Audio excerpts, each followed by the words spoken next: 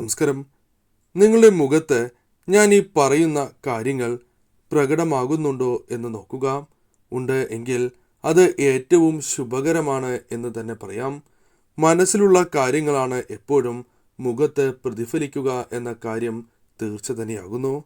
അത്തരത്തിൽ ഒരു കാര്യത്തെക്കുറിച്ചാണ് ഇനി പറയുന്നത്.